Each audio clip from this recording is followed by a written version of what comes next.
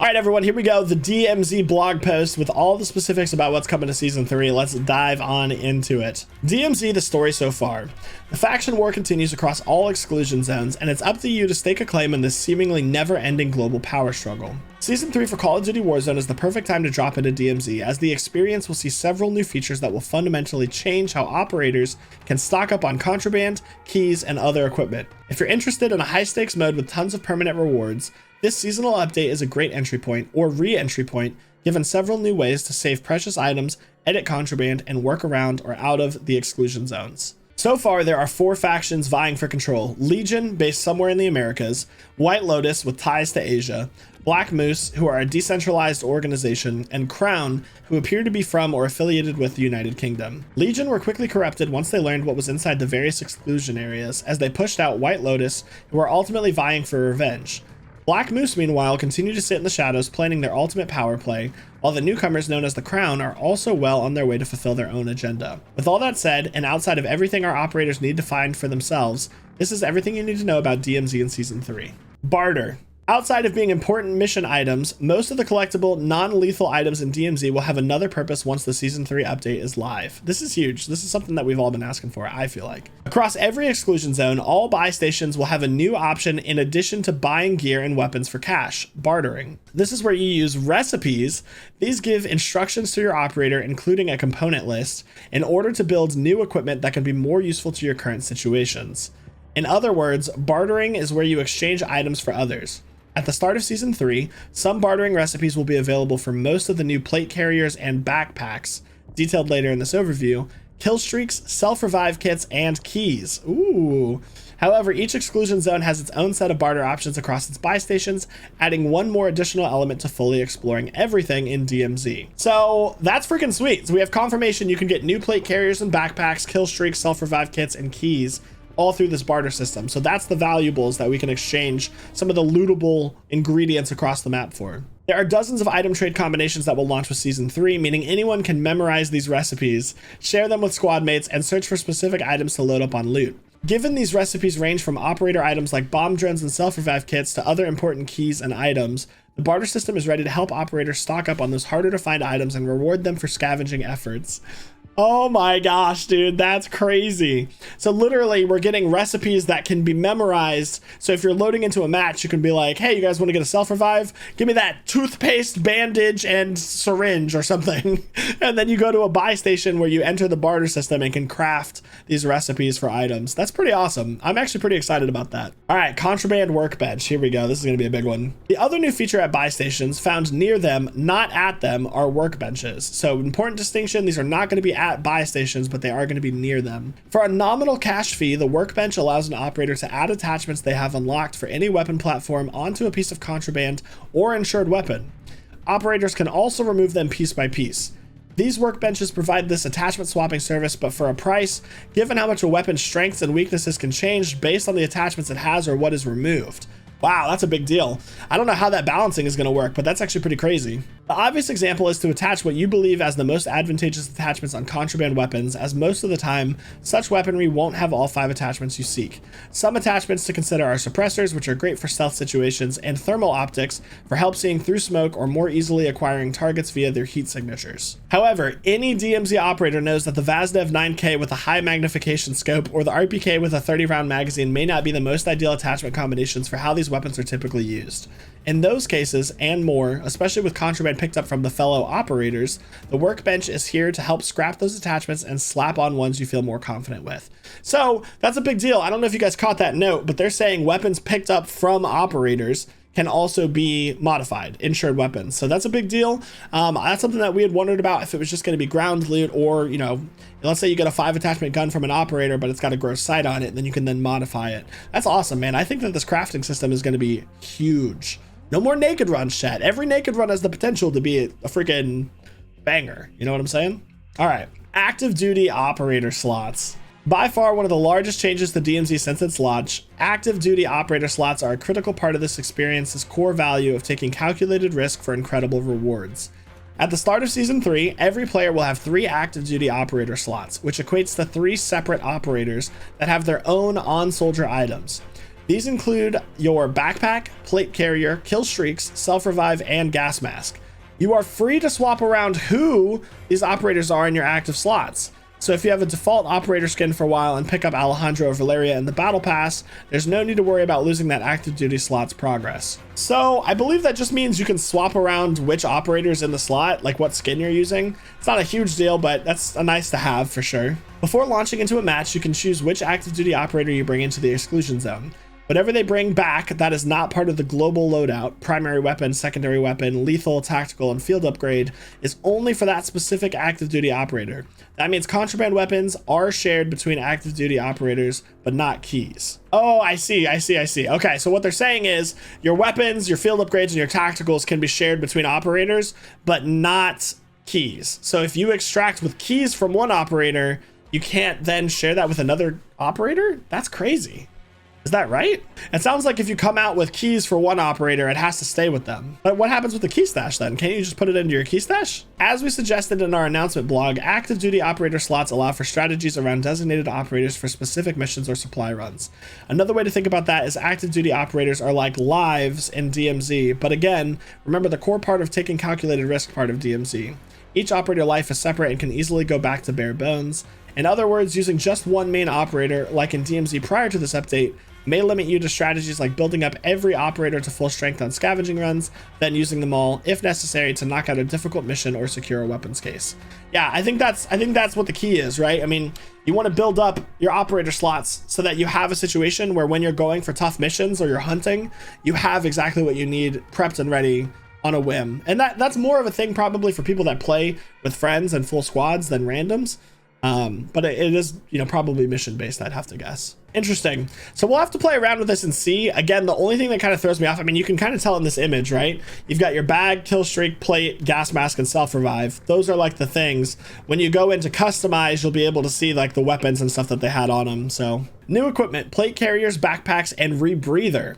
What will those active duty operators bring back from exclusion zones? In addition to the abundance of existing on-soldier items, there are a few new items that are coming in at launch and during the season. New backpacks, secure and scavenger. Secure backpacks, as the name suggests, secure items between runs. This means that those non-contraband, non-on-soldier items are secured in your inventory and don't convert to XP upon extraction. Plus, items in a secure backpack are kept to that active duty soldier if they are eliminated in an extraction zone. Most likely one of the biggest game changers in DMZ alongside active duty operator slots, as this can help with supply runs and mission objectives. And both of them come from the same idea of persistence. In DMZ, you need to continue doing missions and tasks despite getting knocked down sometimes.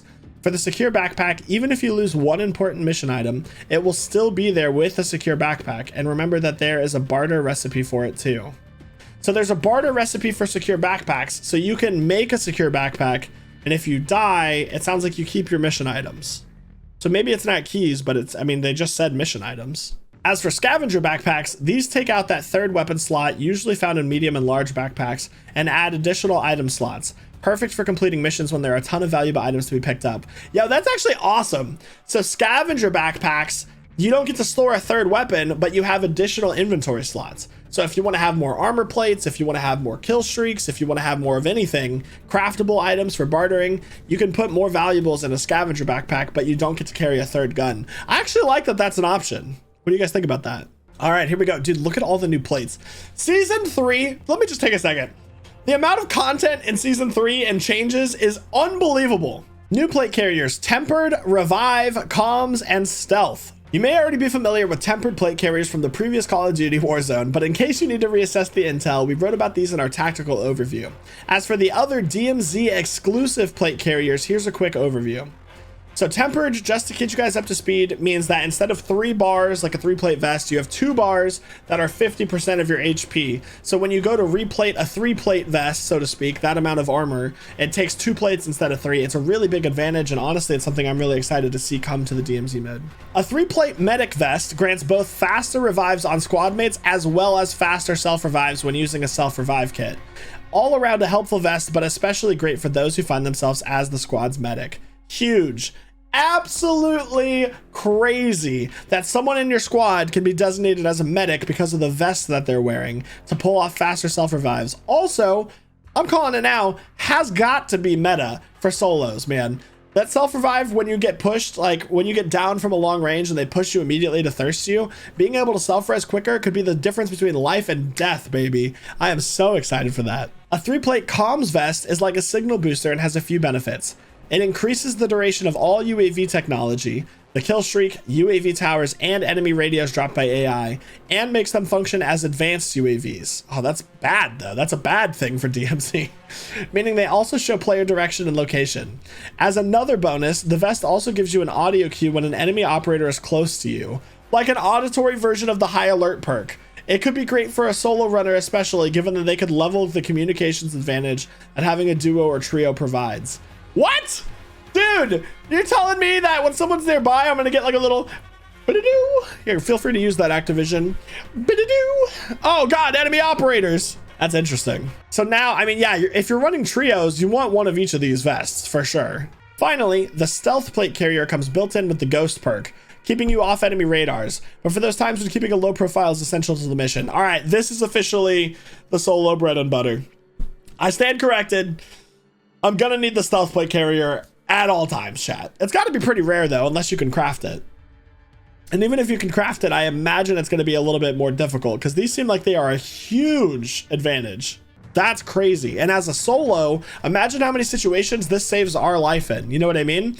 As a solo, imagine when a team is doing a hunt and they pop a UAV and you don't pop up on the map. Instantly they're thinking, is this bugged? Like, what's going on? Or let's say there's a UAV tower and there's a team of 3 and you want to push them, but they have UAV up. You have the freaking ghost vest. You could just push them. They have no idea. It's crazy. It's going to be big for us. For trios, not so much, because the odds of everyone getting ghost vest is going to be probably a little bit more difficult to pull off, but as a solo, that's crazy. Also, be on the lookout for armor satchels coming back during the season. So being able to hold more armor, that's incredible. Obviously, that's a good thing. Rebreather field upgrade. Yes, dude, this is going to cause so much underwater camping and I love it. A brand new field upgrade you may recall first seeing in Raid episode. The Rebreather is built for amphibious operators who navigate around the various waterways in Al Mazrah and Ashika Island. This tool allows operators to breathe underwater for longer periods of time, perfect for stealth infiltrations or tricky maneuvers where air is limited. Like a stim pistol, it has multiple uses before it expires, and it can even be swung as a two-handed melee tool at a pinch. Dude, custom challenge season 3, operator kill with a rebreather. Who's down, chat? I'm so down. Pop out of the water. Thunk, thunk. Oh, skeleton key. Here we go. Those familiar with the phrase know that a skeleton key can unlock nearly any door in DMZ. The only exception is getting the Building 21 access key. Although you cannot earn a Building 21 deployment, you can open every door that requires a key card or key in Building 21 or the other exclusion zones. So the only thing you cannot do with a skeleton key is get into Building 21. These keys can only be created through a special barter system recipe. Because every item can matter in DMZ, and bartering means losing items to make others, it may be best to save it for those incredibly tough to find keys, or use it as a backup for those missions that require a specific key. So it sounds like there's going to be a skeleton key with a specific recipe. It's going to be a little bit hard to obtain, but this would save us in instances where we have mission-based keys that we're looting for, i.e. the 403 key that we've been hunting for forever. We could use a skeleton key on difficult situations like that. So that's actually awesome. I'm a big fan of that. That's huge. All right, what to expect with new missions. This is the one that the community has been buzzing about. Season 3 of DMZ will not reset your mission progress. Furthermore, the new Redacted faction, available to all players, will have 3 of its mission tiers available at Season 3 launch, with 2 more to come at mid-season. So I'm really disappointed about this. You know, obviously this just means that we're going to have to come up with some other things to do once we've explored new content and filled our contraband and like explored all the new features. That being said, we are at least getting a new faction that is going to have missions at the start and more coming down with the Reloaded update. So that's good. I wanted a wipe too. I'm disappointed by that, but I think, you know, at least we get some new missions. One more thing about DMZ activities, remember that missions are not the only thing to accomplish in DMZ. The new bosses, as well as something completely redacted happening mid-season, are sure to give even more challenges and rewards to all operators. So we have this like mysterious redacted event that they've been teasing in the blog posts that's supposed to be like underground and crazy, but now we have to wait till Reloaded for us to find out what that is. So that's kind of, you know, stinky in my opinion. But new bosses, we'll see if they talk on the new bosses at all. Supply run contract. Most operators who play Battle Royale know the details about supply runs, but now these contracts are coming to DMZ and they are similar in name only. A supply run is a great contract for gearing up when your active duty operator is brand new. Think of it as a lower stakes safecracker. Instead of iron safes, all your operator needs to do is find wooden crates. All items there are free for the taking. Okay, so we have a new contract that's going to take you to a couple different crate locations, assuming you break them or open them up, whatever, and then you get loot that way. Probably gives you some money on top of completing it as well. It's interesting. No way! New vehicle exfil option. This is gonna be crazy. Birds in the sky. New vehicle exfil option. The heavy chopper is back, and there will be a new way to privately exfiltrate an exclusion zone DMZ in season 3, both of which can help you exfiltrate safely. What? Okay, so first, the heavy chopper seen in Ground War and Invasion within Modern Warfare 2 will add to the aerial vehicle lineup. Unfortunately for you, it is completely drained of its fuel, so operators must find its special fuel around the airport in order to get it in the sky. So this is crazy. This heavy chopper, they're showing a picture of it out by the docks in Hafford Port. There's only one in the map. I don't know if its spawn location changes or if it's always there, but you have to go to the airport, find a special fuel that only this helicopter takes, fuel it up, and then you have access to a heavy chopper. I can already see the clips now of teams flying in the sky of this heavy chopper with 2 people sniping out the back of this thing.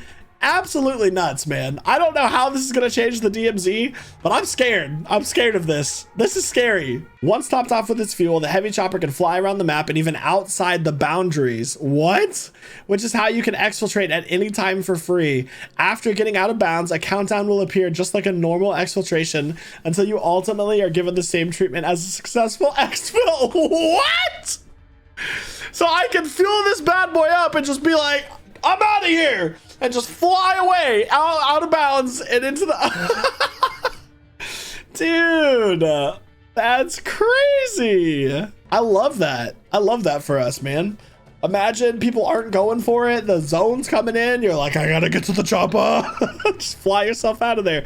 We've been talking about just flying out of the exclusion zone for like 2 seasons. That's awesome. The other new feature here is a new buy station item known as a private exfil. Once bought, an exfil will be available on an unused exfil point for that match on the map. Consider it an extra escape route if needed, especially during prisoner rescue contracts. So there'll be the same 3 exfils, but then privately there'll be a new one at a normal exfil location that's just for you. I don't know if people can steal the private exfil. I don't know, you know, I have no idea how it works, chat. I mean, that's all the information that they've given us, so we're gonna have to see once the update drops. Upgrade to Modern Warfare 2, get rewarded in Warzone 2. Haven't experienced Modern Warfare 2 yet, you're missing out on premium XP while playing Warzone 2, as well as the Crown faction in DMZ, which has its own missions and rewards on top of the main 3 factions. Modern Warfare 2 also has quick ways to level up over 50 weapons through multiplayer and special ops, multiplayer ranked play, and exclusive rewards, and the ability to unlock 14 exclusive operators to use across both games. Plus, those who own Modern Warfare 2 can access content coming as part of Season 3, including the return of Gunfight, new special ops content such as missions and raid episodes, and 9 additional multiplayer maps across Gunfight, Core 6v6 modes, and battle maps for all the ground wards. Stay frosty. Okay, so that is the DMZ update. We have so many new content additions that we are going to have to explore on day 1. We're gonna have to test out, you know, the meta when it comes to 3-plate vests and see how complicated these recipes are for the crafting and bartering system.